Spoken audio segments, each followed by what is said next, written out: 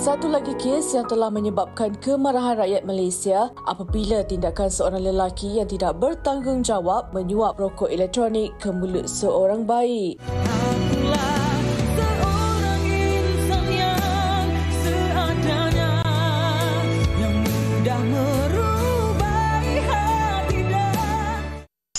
Wanita hari ini.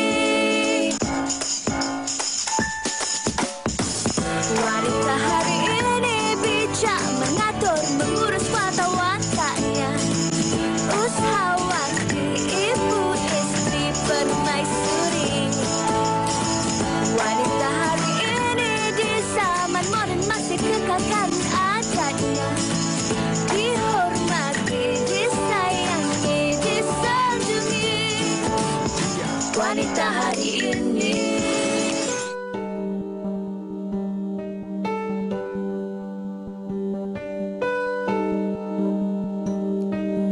Bidang harapan cita yang tinggi menjulang,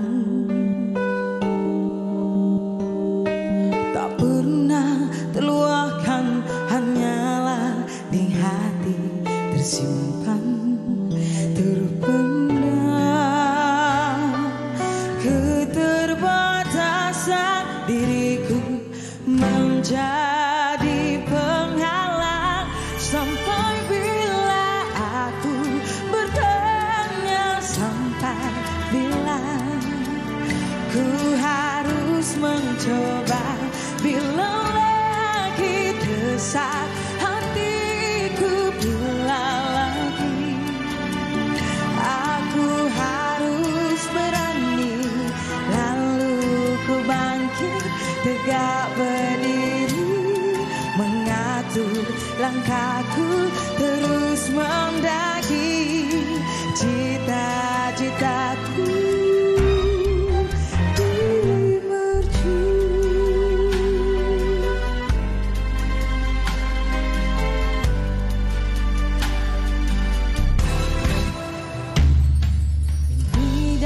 Harapan bagaikan durian mencengkam. Seandainya ku biar cita di hati tersimpan, terpendam keterbatasan diriku menjadi penghalang. Sampai bila aku bertanya, sampai bila ku harus mencoba, bila lagi desak hatiku, bila lagi aku harus berani, lalu ku bangkit tegak berdiri, mengatur langkahku terus mendaki cita-citaku di mercu. Aku mencari kekuatan. Wanita hari ini bersama dengan Ayu Damit dengan lagunya Hanya di Mercu, yang sebenarnya kan Fatin, lagu Hanya di Mercu ni dah pun berusia lebih daripada 14 tahun. Dan bersama dengan kami pada hari ini, saya Uyaina Arsyad, rakan suka saya Fatin Hamimah Yusof akan menemani anda selama 1 jam. Ya, apa khabar anda di rumah? Harapnya terus bersama kami dan ceria-ceria selalu untuk hari Khamis ni. Esok dah hari Jumaat, lepas tu dah hujung minggu. Jadi kita semangatkan hari kita hari ini, dan katanya ibu-ibu di rumah pun semangat juga nak menghantar anak-anak untuk mengambil keputusan SPM 2022. Macam mana lah kan? Tiba-tiba teringat pula waktu tahun kita ambil keputusan SPM dulu. Memang sangat-sangat nervous.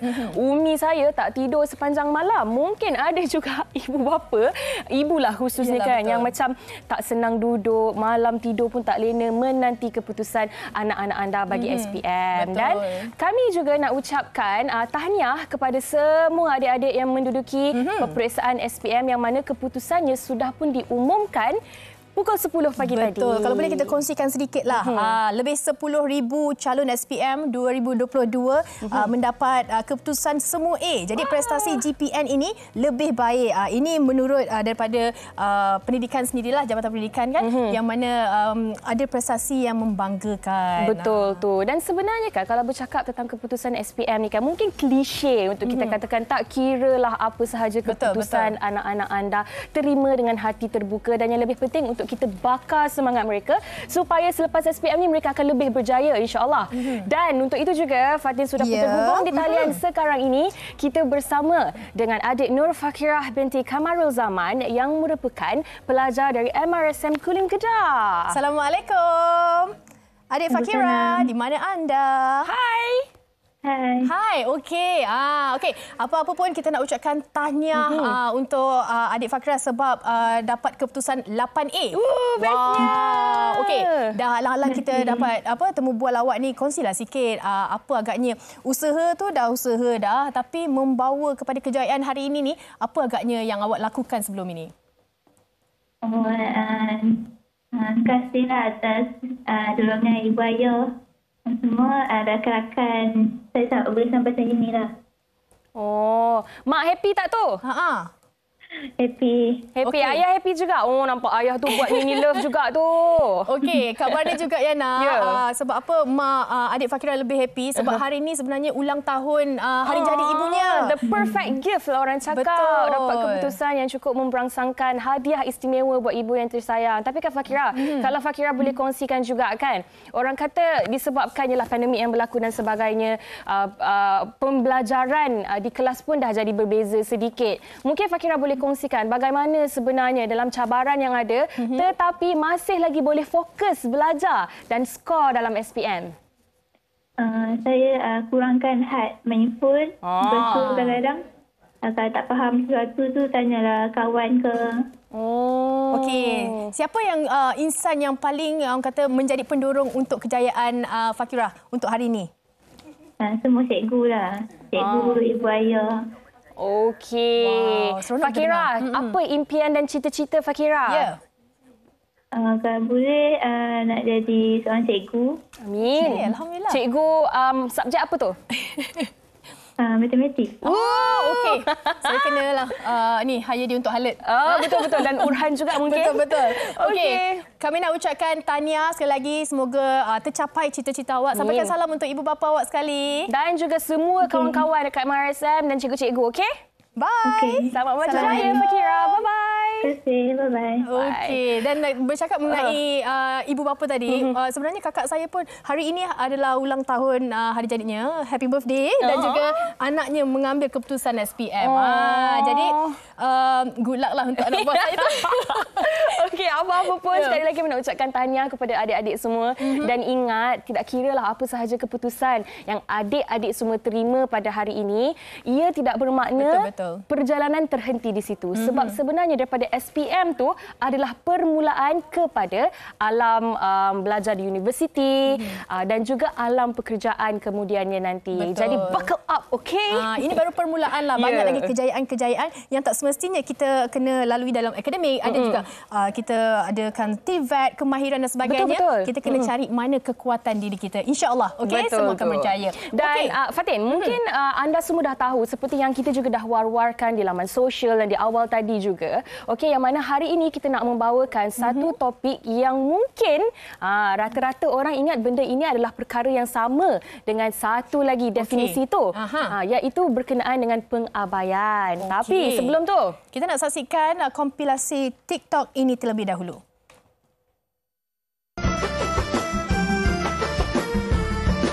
Merahnya inai di jari, tanda kasih tidak termatri, ikatan raja sehari.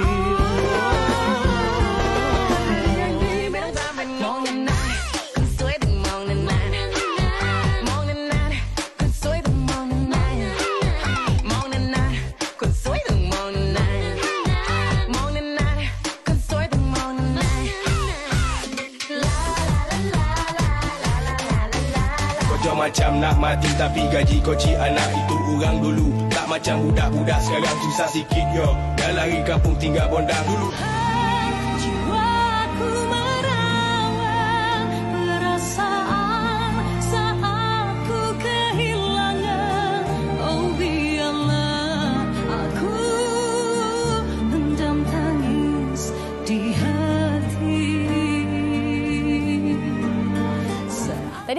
kan. Saya macam, Yana ke tu? Oh, bukan. Nampak sama tapi lain. Nampak sama tapi tak serupa. Dia duk atur romance apa lah tu. Pengembaraan. Pengembaraan. Okey. Penggambaran. Okey, kita teruskan. Okay, baik. Itu orang kata rangkuman video TikTok. Sebenarnya kalau kita tengok TikTok ni kan, boleh orang kata menghilangkan stres yang ada. Setuju. Sebab macam-macam gelagat yang ada dekat situ. Okey, baiklah. Itu berkenaan dengan rangkuman video TikTok. Dan seperti yang kami dah war-warkan sikit tadi lah, dah bagi tease sikit berkenaan dengan topik yang kita bincangkan. Ya, hari ini iaitu topik serius ni, Fatin. Okey, kita nak membincangkan berkenaan dengan pengabaian yang mana pengabaian ni dia banyak orang kata cabangnya dari segi genrenya, daripada anak-anak ataupun pasangan ataupun sesiapa sahaja yang mungkin ada orang kata potensi untuk diabai. Betul tu. Dan mungkin juga ada dalam kalangan kita sebenarnya yang terkeliru, confuse antara pengabaian dan juga penderaan. Adakah ianya sama? Adakah ianya berbeza? Dan lebih utama lagi, apa sebenarnya antara punishment ataupun hukuman yang akan dikenakan kepada seseorang itu sekiranya disabitkan dengan kesalahan pengabaian. Semua ni kita akan kupas sekejap saja lagi bersama dengan tetamu kita di studio. Ya, nampak macam kecil topik ini tapi sebenarnya kita nak kupaskan lebih banyak lagi untuk kita kenal pasti perbezaan penderaan dan juga pengabaian. Jadi hantarkan antara soalan-soalan anda. Kalau mungkin pengalaman anda sendiri boleh kongsikan dengan kami di Facebook kami, di TikTok kami dan juga di Instagram kami. WHI TV3. Baik, kami nak berhenti berehat seketika. Kembali selepas ini dengan topiknya pengabaian. Selepas ini. Wanita hari ini. Wanita hari ini. Masih lagi bersama kami di Wanita Hari Ini dan seperti yang kami kongsikan di awal tadi, kita nak membincangkan berkenaan dengan topik pengabaian dan kita bersama dengan dua tetamu hebat kita di studio, Yana. Kalau boleh kita perkenalkan di hujung sana terlebih dahulu. Kita bersama dengan Tuan Mahmud Jumaat, seorang peguam cara dan peguam bila yang tak asing lagi di set Wanita Hari Ini. Apa khabar, Tuan? Alhamdulillah, khabar baik. Senyum sikit. Dan kita juga bersama dengan Dr. Nur Aisyah Rosli, selaku pengarah urusan dan pakar psikologi CPC International. Doktor sihat? Alhamdulillah, ceria sihat. warna doktor hari ini. Terima kasih. Rasa macam berseri-seri. Betul-betul. Okey, baik. Kita hari ini nak membincangkan tentang topik pengabaian. Tapi sebelum kita mulakan perbincangan kita dengan bertanya kepada tetamu kita pada hari ini, apa kata kalau kita saksikan terlebih dahulu video berkenaan dengan topik yang telah pun disediakan oleh wartawan kami, Syifa. Silakan. Menggalas tanggungjawab sebagai seorang anak, ibu bapa dan juga penjaga bukanlah satu tugas yang mudah. Ia memerlukan kesabaran dan juga ilmu agar dapat menjaga amanah yang diberikan dengan baik. Sejak kebelakangan ini, peningkatan kes pengabaian dan kecuaian yang berpunca daripada orang terdekat semakin meningkat. Terdahulu, kita digemparkan dengan berita sedih di mana seorang bayi perempuan maut di dalam kereta dipercayai ditinggalkan selama lebih 4 jam oleh bapanya. Selain itu, kejadian yang berlaku awal tahun ini juga boleh dijadikan pengajaran kepada mereka yang bergelar ibu bapa di mana 2 kanak-kanak rentung apabila rumah mereka hangus dijirat api kira-kira jam 4 pagi. Dikabarkan semasa kejadian, ibu bapa mangsa keluar untuk mencari makanan dan mengunci rumah. Di samping itu, insiden kanak-kanak berumur 6 dan 3 tahun yang memandu kereta tanpa pengetahuan ibu bapa mereka tidak boleh dipandang enteng. Ia boleh membahayakan nyawa mereka dan juga orang lain. Walau bagaimanapun, pengabaian juga boleh terjadi kepada orang tua. Tanggang moden, itulah istilah yang sesuai diberikan kepada anak yang tergamak membuang seorang ibu berkerusi roda di tepi jalan hanya kerana tidak mampu menjaganya.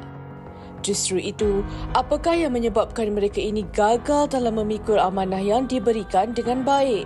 Apakah tindakan yang boleh diambil sekiranya mereka didapati bersalah?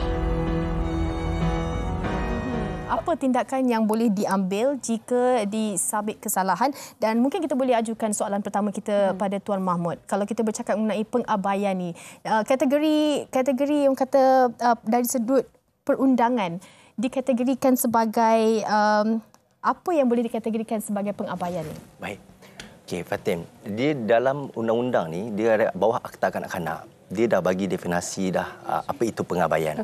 Okey, selalunya kita dengar pasal penderaan, penganiayaan, tapi jarang kita bincang pasal pengabaian.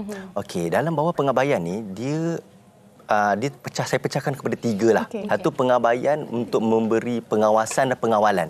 Contohnya lah kita pergi open house yang berlaku baru-baru ni ada viral kan. Kita pergi open house, kita biarkan anak kita dalam kereta. Waktu tu kita dah abaikan kita punya tanggungjawab untuk mengawasi dan mengawal kanak-kanak itu daripada ancaman kepada kecederaan fizikal dan juga emosi. Itu pengabaian pertama. Yang kedua, pengabaian dari segi hak asasi. Makan, minum, pakaian dan tempat tinggal. Kan banyak juga berlaku yang mana bila di sekolah dia tengok anak tu macam pasal kurus budak ni kan.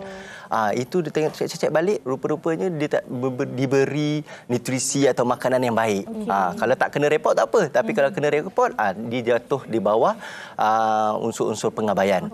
Yang ketiga, dari segi pengabaian, dari segi mendapatkan rawatan perubatan dan juga rawatan pergigian pun juga pengabaian juga. Dan juga pendidikan. Ini yang kita selalu tak ambil endah sangat. Yang mana mahkamah baru-baru ini menjatuhkan hukuman 10 tahun ke atas satu kes yang mana tertuduh didapati bersalah kerana melakukan pengabaian ke atas seorang kanak-kanak OKU. Yang mana telah mengakibatkan kecederaan parah kepada dua tangan dan juga unsur-unsur pemberat lain yang mana mahkamah menjatuhkan hukuman seberat itu. 10 tahun. 10 tahun penjara. Oleh demikian, saya ingin pada hari ini kita boleh kongsikan pengabaian bukanlah satu jenayah yang ringan, Fatin, Yana, ialah satu jenayah yang berat. Okey, baik. Sebelum saya tanya kepada doktor kan, mungkin Tuan Muhammad boleh kongsikan sedikit lagi tentang siapa sebenarnya individu-individu yang melakukan pengabaian ni. Kalau dalam konteks anak-anak, mungkin ibu bapanya. Tapi selain daripada ibu bapa, siapa lagi? Baik, di bawah Seksyen 31-4 Akta Kanak-Kanak, dia 3 individu telah digariskan dalam seksyen tersebut, iaitu ibu bapa, penjaga dan juga orang-orang yang telah diberi tanggungjawab di bawah undang-undang. Contohnya, pengasuh. So mereka 3 ini adalah pihak-pihak yang bertanggungjawab untuk memastikan tiada sebarang unsur yang boleh mendatangkan kecederaan dari segi fizikal dan emosi. Baik. Memang dah menyeluruh dah, kita dah faham dah. Saya faham yang mana dulu kita penderaan-penderaan. Sebenarnya pengabaian pun dia dah jadi berat dan juga boleh dikenakan tindakan yang setimpal. Okey, kita nak tanya kepada doktor pula. Disebabkan mungkin kecuaian mengabaikan kanak-kanak ini, apa agaknya antara kesan psikologi yang mungkin berlaku pada anak-anak? Tapi kalau kita melihat kepada kadang-kadang ibu-ibu punya alasan yang macam dia terlupa, boleh diambil kira ke doktor? Okey, kalau kita nak tengok dari sudut kesan psikologi pengabaian orang tua kepada kanak-kanak, ada satu kes saya nak kongsi yang mana kalau seseorang kanak-kanak itu diabaikan seawal usia 3 tahun. Maknanya kalau ibu ayah keluar bekerja, apa yang berlaku pada anak ni adalah bila dia dewasa, dia akan hilang rasa empati. Dia tidak belajar tentang emosi sebenarnya. Itu salah satunya. Sebab ini memang kes yang berlaku lah. Yang kedua adalah rasa sayang tu. Perasaan sayang kepada penjaga atau ibu bapa tu semakin berkurang ataupun makin hilang sebab dia tidak diajar. Dia dibiarkan keseorangan. Ataupun biasanya kalau kita tengok dalam situasi masyarakat sekarang ni, si abang atau si kakak yang menjaga adik kan. Kita fikir macam ada orang tengok-tengok kan. Tapi sebenarnya pengabaian emosi itu sangat penting. Bukan saja dari segi meninggalkan anak di rumah, tapi attachment dengan ibu bapa atau penjaga itu sangat penting. Jadi kesannya itu adalah anak-anak ini akan membesar tidak memahami erti empati, kurangnya perasaan kasih sayang dan juga kesunyian.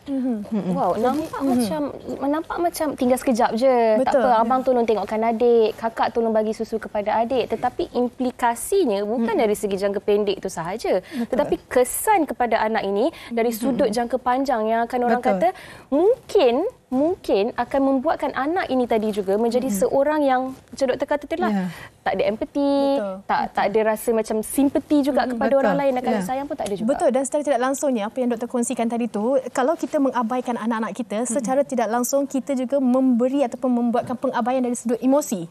Maksudnya kalau dah tinggal seorang dan sebagainya, anak-anak mula terfikir, oh mak tak kisah. Jadi dia mula untuk cenderung untuk melakukan perkara yang sama. Betul. Dan Fatin, saya nak kembangkan sikit daripada apa yang Fatin cakapkan tadi. Terlupa. Tuan Mahmud, kadang-kadang bila kita buka tablet atau apa-apa berita sekalipun, kita terbaca ada ibu bapa yang betul-betul terlupa. Bukan dengan sengaja meninggalkan anak mereka. Ada tu yang sampai tinggalkan anak sehingga 8 jam di menyebabkan kematian tempat duduk belakang sehingga menyebabkan kematian dan sebagainya. Tambah daripada itu pula, ibu bapa ini dikenakan pula hukuman dari segi undang-undang kerana pengabaian yang berlaku ini meninggalkan anak-anak tanpa pengawasan sehingga membawa kepada kematian. Mungkin Tuan Mahmud boleh kongsikan juga, adakah terlupa ini salah satu kesalahan jenayah yang sangat-sangat berat? Baik, mahkamah ni bila dia dalam membuat satu perhakiman, dia akan beberapa test dia akan buat lah. Dalam kes kita ni, pengabaian ni dia berbeza dengan penderaan. Pengabaian ni dia very subjektif tau. Kalau penderaan kita boleh nampak kesan luka, dan kita boleh tanya budak tu, dan kita boleh buat siasatan dan boleh tahu siapa dia punya pelaku tersebut. Tapi kalau pengabaian ni kita susah. Okey, dalam kes ni mahkamah akan tengok circumstantial evidence secara keseluruhan. Dan mahkamah akan tengok apakah tindakan ibu bapa dalam yang munasabah, yang bertanggungjawab ketika dalam situasi pelaku tersebut. Okey, dalam kes ini kalau benar-benar dia memang dibuktikan, memang dia tidak sengaja. Okey. Dan mahkamah mungkin akan melihat pada faktor-faktor yang lain juga. Tapi dalam contohnya lah, kalau kes-kes yang contoh dalam kes kita bagi open house. Okey, kita bagi contoh open house. Kalau ibu bapa yang munasabah, dia tak akan biarkan anak tinggal dekat dalam kereta. Worst case scenario, dia akan bawa anak, dia akan bawa kepada ibu bapa ke atau adik-adik lain untuk jaga sementara dia pergi open house. Kalau tak ada siapa jaga, terpaksa lah bawa sekali pergi ke open house. Tapi kalau sekiranya kita pergi open house, kita tinggal anak dalam kereta dengan abang dengan adik dia yang belum cukup umur misalnya, tiba-tiba jadi kemalangan ke, bukan anak-anak ni keluar dan mendapat kemalangan ke, ibu bapa tersebut akan didapati mengabaikan tanggungjawab dia kerana gagal untuk memberi pengawasan cukupnya kepada kanak-kanak tersebut. So mahkamah akan menggunakan reasonableness test untuk nak menentukan sama ada kesalahan pengabaian atau tidak. Okey, dan teringat pula saya kalau dekat Sweden kan, kita baca cerita-cerita tentang bagaimana ibu bapa boleh meninggalkan anak ataupun bayi mereka dalam stroller di luar kedai. Ibu bapa boleh duduk di dalam kedai dan minum kopi dan sebagainya, tetapi anak dibiarkan di luar. Mungkin itu dari sudut adat dan budaya mereka.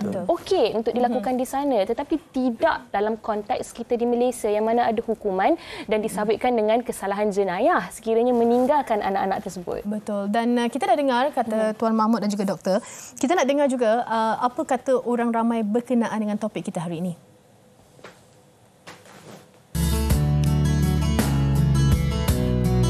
Okey, untuk orang-orang yang mengabaikan memang tanggungjawab yang telah dipertanggungjawabkan kepada dia, memang dia ni lupa daratan lah.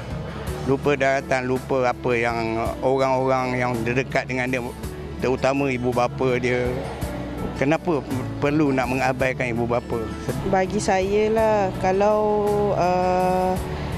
yang dah berkeluarga, yang dah ada anak tu, kita sepatutnya kena lebih peka lah terhadap anak-anak kita. Walaupun kita busy bekerja ataupun yang bekerja sendiri, tapi bila kita dah dikurniakan zuriat tu, saya rasa memang patut peka pada anak-anak lah.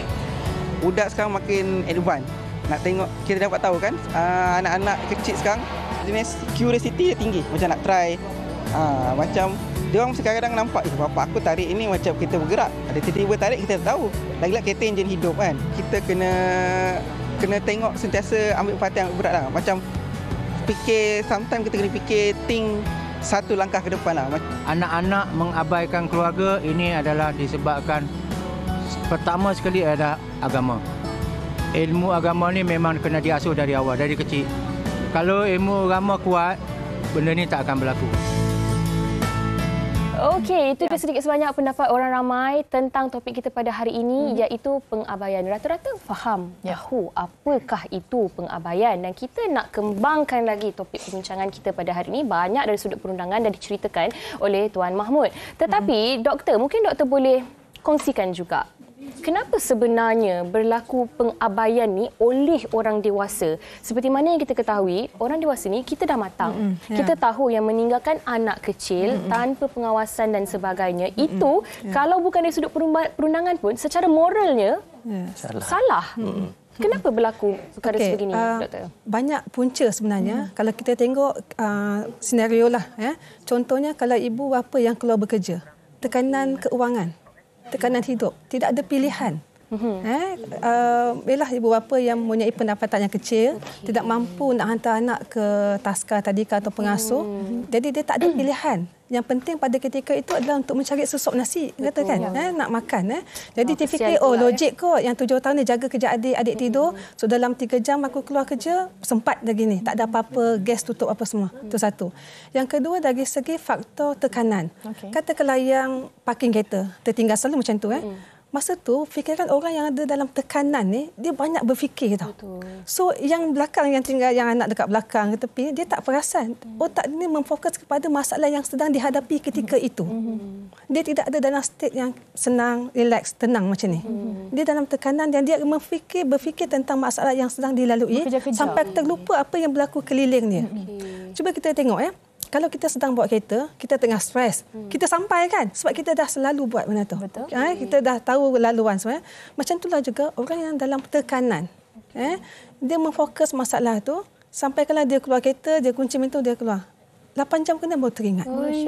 Itu pun mungkin ternampak anak orang, anak aku dalam kereta. Takutnya Okey. Faktor ketiga, kita tengok kepada tahap IQ. Logic thinking. Manusia ni ada pelbagai tahap IQ-nya, cognitive ability dia. Ada orang dia tak ada common sense yang baik tentang sesuatu. Common sense dia, boleh kejap je lah, ini okey dah siap makan semua, tinggalkan. Berlaku sesuatu, terbakar ke apa, dia fikir tadi gas dah tutup, dia tak tahu gas tu pun boleh bocor juga. Ataupun pintu berkunci dari luar, dia fikirkan budak ni tak keluar rumah. Kononnya menjaga dengan baiklah ni. Tapi sebenarnya, kalau pintu dah berkunci dari luar, apa-apa berlaku kat dalam, budak tak boleh nak keluar. Jadi saya fikirkan dari sudut IQ lah, common sense tu kurang kat situ. Judgemental tu. Macam mana kita nak mengagak common sense tu. Itu kadang-kadang kita bila baca surat khabar, kita kata, tak logik kalau aku tak akan buat macam ni. Sebab aku adalah IQ yang berbeza dengan orang yang itu.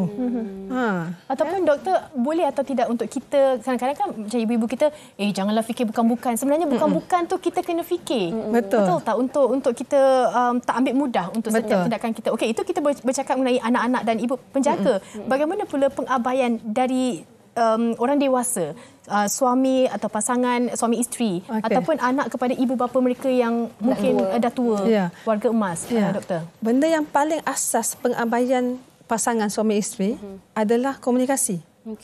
Kan? Kalau kita silent treatment lah, kerana buat tak tahu, buat tak kisah kan. Itulah mengabaikan, lama-lama dia dah menjadi satu kebiasaan.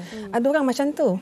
Main bahasa badan saja, senyap-senyap. Itu pengabaian. Jadi hati ini memberontak. Kita rasa lebih marah. Bila kita ada masalah, kita kena bercakap, berkomunikasi. Mengabai ini adalah satu proses yang panjang.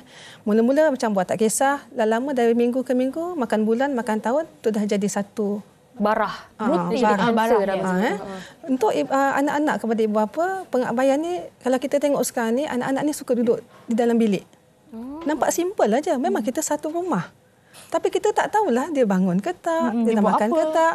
Tak tahu kita keluar, kita balik, berluak lauk ni. Maknanya turunlah tu. Tapi kita rasa sunyi, keseorangan. Pengabaian juga tu. Pengabaian emosi ni sebenarnya bahaya. Pengabaian emosi, walau kita dalam rumah kita ada 6-7 orang pun, tapi masing-masing buat hal sendiri, pun satu benda yang negatif. Kadang-kadang, saya boleh katakan, kita selalu dengan telefon. Kita keluar makan, tapi masing-masing dengan handphone, kita mengabaikan satu sama lain. Itulah rasa momen kita bersama. Dan di rumah juga macam cuti sekolah seminggu ni kan. Ramai yang balik daripada asrama apa semua kan. Semua dah sibuk dengan telefon, yang ada dengan TV, yang ada yang keluar. Jadi, apa fungsinya family di situ? Family dynamic tu tak ada. So, pengabaian yang simple ni kita nak kena baiki dulu. Jangan kita tengok yang lebih besar lagi. Sebab dia dah berlaku daripada yang kecil tadi tu. Betul. Nampak simple aja tu. Tapi saya setuju yang bila rumah besar-besar tapi masing-masing duduk dalam bilik. Kalau kakak saya, dia menggunakan masa semua masuk sarang. Semua buat hal sendiri. Kalau saya punya family pula masuk gua. Terma digunakan masuk gua. Okey, baik. Tuan Mahmud, tadi kita dah touch, kita dah sentuh mengenai dengan pengabaian terhadap kanak-kanak dari segi ibu bapa, penjaga ataupun pengasuh. Okey, tapi mungkin Fatih nak baca? Ya, ini soalan daripada tetamu kita, daripada Suraya Fadli. Pengabaian, nak tanya macam mana pula kes parent tak bagi anak sekolah dan tinggalkan macam tu je. Bila ada waris nak jaga dan bagi sekolah, bapa kandung pun tak bagi. Sedangkan niat kami nak selamatkan masa depan anak tersebut. Adakah bapa kandung boleh dikenakan tindakan undang-undang? Silakan Tuan Mahmud. Soalan daripada Suraya. Okey, baik. Macam saya katakan tadi, yang ini kategori ketiga lah. Maknanya pengabaian dari segi memberi pendidikan. Dari segi jenayahnya, kita boleh mungkin pertama sekali, ini di manalah saya ingin tekankan bahawa ini adalah tanggungjawab pihak sekolah. Kalau sekiranya dah telah didaftarkan untuk membuat laporan lah, supaya beliau pihak JKM boleh mengambil alih untuk masuk campur. Kerana dari segi jenayahnya, pendidikan ni tidak nampak begitu serius lah kalau dari segi jenayah dari segi pendidikan. Tapi mungkin disebabkan pengabaian dari segi pendidikan tu, kita boleh tengok di sebaliknya, adakah kanak-kanak ni dari segi hak asasinya terjamin. Makan pakai, makanan, pergaulan dia. Kerana kalau pendidikan pun you dah tak ambil endah, bagaimana pula dengan hak asasi yang lain? Okey, dari bagi mereka-mereka ini, iaitu ahli keluarga, because diorang ni adalah pihak-pihak yang bertanggungjawab membuat laporan tau. Kerana ingin saya tambah sikit. Okey, dia dalam undang-undang ni ada tiga golongan ni wajib buat laporan tau. Wajib kalau tak buat salah. Tak buat laporan kalau didapati benda tu adalah satu kesalahan yang serius ataupun kanak-kanak tu mengalami kecederaan yang serius, boleh dikenakan hukuman penjara tidak lebih daripada 2 tahun ataupun denda tidak lebih daripada RM5,000. Tiga golongan ni wajib. Pertama, pengamal perubatan. Kalau kita bawa kanak-kanak pergi ke hospital, dia cek kanak-kanak ni ada elemen dera ni ataupun elemen pengabaian ni, unsur pengabaian, dia kena buat laporan polis. Pengamal perubatan, penjaga ataupun ahli keluarga ataupun ibu bapa. Tiga golongan ni dari keluarga ni dia wajib buat laporan kepada pelindung JKM lah. Okey, yang ketiga adalah pengasuh. So kerana apa tahu? Kerana kalau seperti yang soalan tadi pendidikan ni lah akan membuka pekung kepada kesalahan-kesalahan yang lain. Kerana bagi kita ibu bapa, pendidikan tu utama. Dia bukan hak asasi, tapi dia adalah perkara yang utama. Kerana itulah kalau kita tak menjaga pendidikan, ada kemungkinan hak asasi lain yang saya katakan pakaian, makanan dan juga tempat perlindungan mungkin terabai juga. Okey. Baik, dan sedikit Tuan Mahmud, kalau ada dalam kalangan masyarakat secara umum bystander, contohnya jiran sebelah rumah ke orang yang lalu nampak perkara itu berlaku ke, kalau mereka yang melakukan membuat report tu macam mana? Boleh diterima atau tidak? Baik.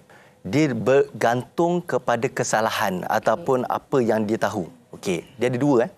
Kalau contohnya pengabaian dari segi ataupun penderaan dari segi hak asasi ataupun di bawah Seksyen 31 yang saya sebutkan tadi, orang awam ni tiada tanggungjawab di bawah undang-undang. Tidak diwajibkan. Tidak diwajibkan. Mana mereka hanya tiga golongan yang saya sebutkan tadi sahaja.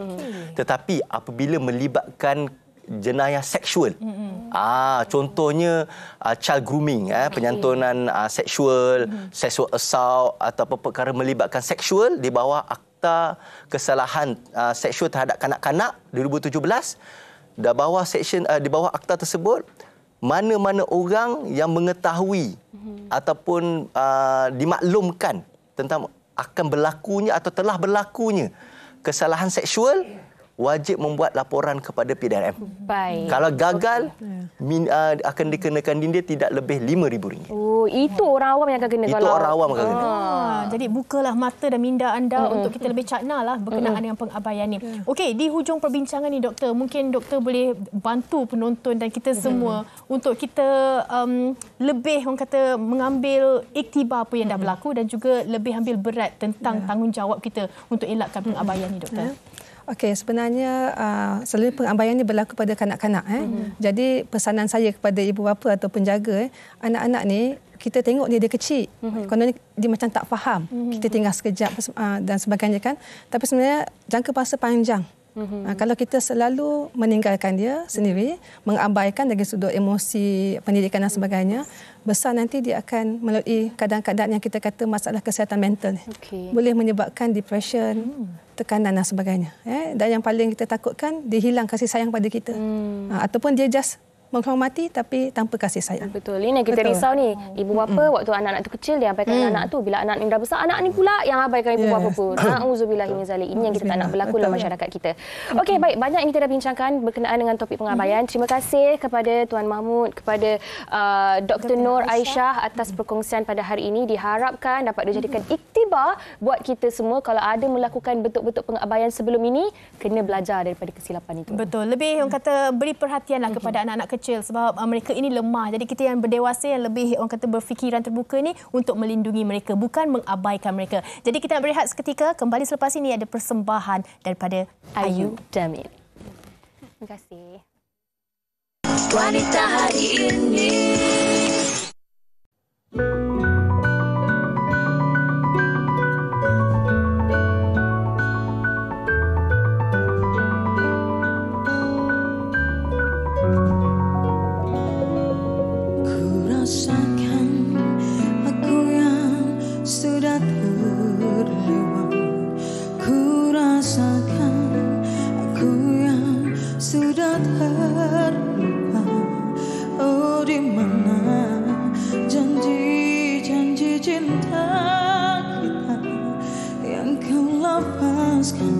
Pada saat itu akulah seorang insan yang seadanya, yang mudah merubah hati dan kata-kata. Aku hanya impikan cinta yang terindah bersama dia. Aku terus disakiti.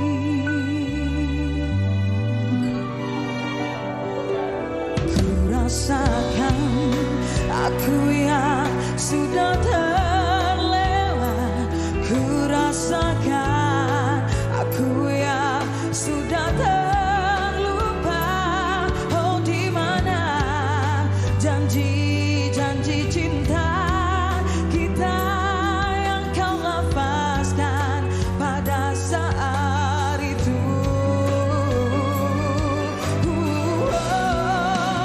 Akulah seorang insan yang seadanya, yang mudah merubah hati dan kata-kata. Aku hanya impikan cinta yang terindah bersama dia.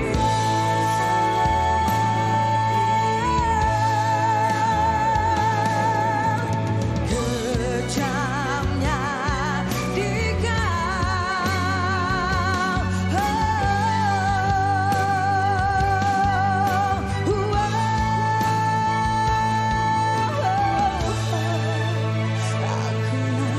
seorang insan yang seadanya, yang mudah merubah hati dan kata-kata.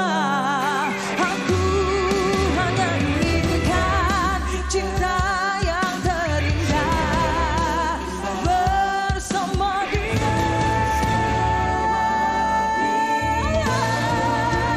Kejamnya dia mengakhiri kisah ini, menjadi cerita dilukai, telah serahkan segala-galanya demi cinta suci. Aku terus disakiti.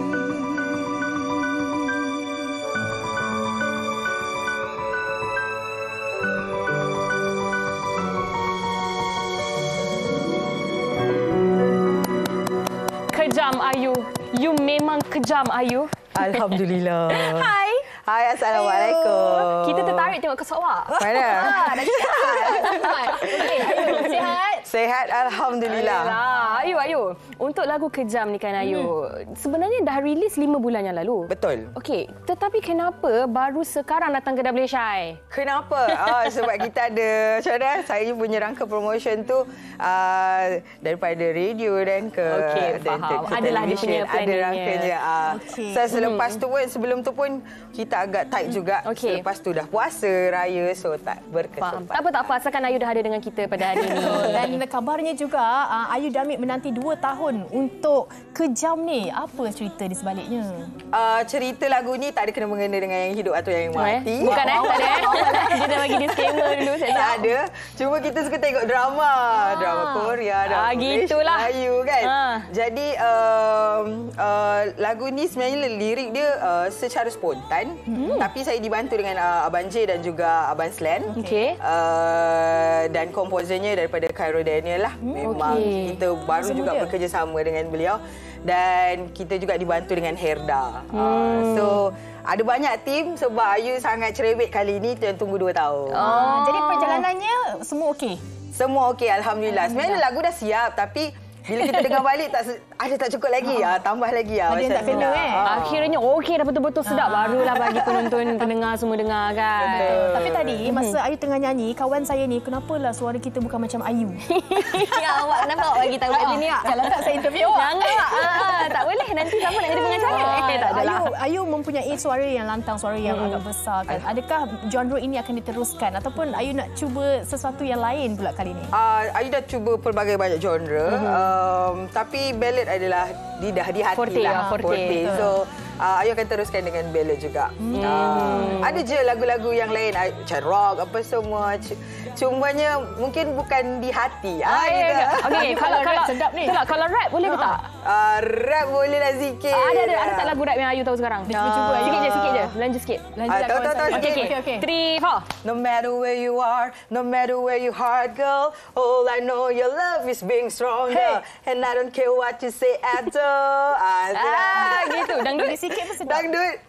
Kuda yang mana? Dia tanya kuda yang mana? Okey, baik. Ayu, kalau macam tadi di awal siaran tadi kan, Ayu nyanyikan lagu Hanya di Mercu. 14 tahun dah kan usia lagu tu? 15 tahun. Wow. Dan Hanya di Mercu tu memang sangat-sangat, memang orang kata popular lagu tu kan? Susah tak untuk mencipta resepi baru untuk mendapatkan kejayaan yang sama macam lagu Hanya di Mercu tu? Susah tak? Sangat susah. Sebab itu dah orang kata benchmark lah untuk Ayu Damit. So, bila kita nak keluar lagu ni, kena hati-hati. Sama ada keluar okey ke tidak ni. Itu makan masa 2 tahun sebenarnya. Sebab sebelum ni saya hanya menyanyikan lagu orang. So, kali ini saya tulis lirik, saya involve sekali dalam muzik lagu ni. Jadi, itu yang sampai 2 tahun. Jadi, kualiti yang dicari kan? Kualiti yang dicari. Apa yang jiwa nak sebenarnya. Tapi bagus juga sebenarnya kalau dalam industri muzik ni betul-betul lagu tu yang sedap di telinga. Bukan apa orang kata banyak di pasaran ataupun banyak hasilnya. Kenapa ada terong? Maaf Fatin. Producer kita ni kan dia sebut cili terong semua macam mana sihat cili terong sihat alhamdulillah. Sihat dekat kebun. Ya betul. Mungkin penonton semua macam ikuti perkembangan Ayu kan tahu yang Ayu ni bukan sahaja seorang penyanyi tetapi seorang usahawan juga, usahawan cili. Terong lagi ada sayur-sayuran apa? Kebun sebenarnya. Ayu bawa sikit kat kita. Ada ke? Sekarang macam apa perkembangan kebun-kebun Ayu? Kebun. Sekarang ni kita ada banyak sebenarnya. Kita ada buah-buah kayu, kita ada timun, kacang panjang. Ni di Sabah kayu? Cili padi. Tak, ini dekat Hulu Langat. Hulu Langat. So, itulah yang ada. Okey, baik. Tapi seronok tak menjadi seorang pekebun yang menyanyi? Best. Sebab apa pagi-pagi kalau orang kata kita nak release station, kita pergi je kebun. Sejuk, tak panas walaupun tak ada ni. Tapi sebenarnya tak panas dulu kebun. Mesti kalau makan sayur-sayuran daripada kebun Ayu tu rasa sedap je. Sebab Ayu menyanyi sambil berkebun. Saya beruntung sebab apa? Saya dapat yang buah pertama. Gitu. Dah jauh dah kejam kita. Ya, betul. Okey, Ayu, terakhir. Mungkin boleh kongsikan dengan penonton nak dengar lagu dan social media Ayu. Boleh pergi dekat YouTube, dekat Indigital pula. Alternate Record. Lepas tu dekat Ayu punya media sosial, Ayu Damit dan everything lah. Okey, kalau nak tengok cili-cili gebu Ayu, sila follow Instagram. Tiba-tiba ada terang. Ayu, ya tu. Okey Ayu, terima kasih banyak-banyak. Terima kasih. Kirim salam dekat cili-cili semua. Boleh, nanti saya sampaikan salam. Okey. Itu dia perkongsian kejam daripada Ayu. Kita nak berehat seketika, kembali selepas ini. Jangan ke mana. Thank you Ayu. Wanita hari ini, wanita hari ini. Pintu macam ni, kalau dia dah rosak, kita boleh tanggalkan aja blok papan tu. Bako plastik sudu garpu macam ni, kalau dah rosak, jangan buang. Potong dua macam ni. Lepas tu, attachkan guna skru dekat bahagian kiri kanan papan tu. Letakkan aja kiri kanan dia guna hot glue. Lepas tu, korang kemas-kemaskanlah sikit. Okey, bila dah siap macam ni, masukkan span sikit, biar senang kita nak ubah bunga nanti. Sendal sikit, biar senang kerja kita kan. Lepas tu bolehlah gubahkan bunga ikut selera korang. Okey, ribbon ni pun optional. Ada orang suka simple, ada orang suka yang nampak chic sikit. Sampai aku tutup usia, kan ku jaga hatimu sampai aku tua. Walau keriput di pipimu terlihat, takkan goyahkan cintaku yang Tuhan tak pernah janji langit selalu biru, tetapi Dia berjanji selalu menyertai. Tuhan tak pernah janji jalan selalu rata, tetapi Dia berjanji. Itu dia kompilasi TikTok yang mungkin boleh memberi senyuman kepada anda kan. Ada yang menghasilkan craft tangan. Kalau mungkin ada masa terluang, kita buat bersama keluarga. Awak pandai buat craft tak? Bolehlah sikit-sikit. Ya, craft jadi tak jadi lain cerita. Lain cerita, betul.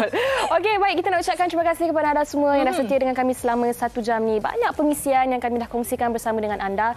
Diharapkan dapat memberikan manfaat dan juga peringatan buat kita semua. Terutamanya dari sudut perbincangan kita hari ini, iaitu pengabaian. Kalau mungkin saya boleh selitkan satu, ibu-ibu ni kita tahu dia agak kelang kabut kan kadang-kadang. Kita lakukan satu persatu. Kita jangan orang kata terus menerus. Jadi kita runsing. Slow and easy. Betul. Slow and steady. Baik, esok kami akan kembali dengan topiknya.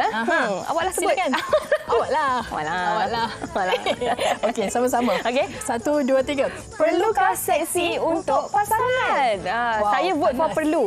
Saya perlulah. Tapi ada orang cakap baju kelawar pun seksi. Kelas. Nak tahu tips macam mana pakai baju kelawar pun nampak seksi untuk pasangan. Saya dah menyorok. Kita nantikan esok. Kita wanita ya di belakang tu dia dah tergelak dah. Kita nantikan esok dalam Hikayat Perkahwinan. Terima kasih bersama dengan kami sejam. Kami tinggalkan anda di sini. Assalamualaikum. Stay safe semua. Bye. Seksi lah. Anaknya dia ratu di hati. Tunggak keluarga, kalau bukan dia siapa lagi?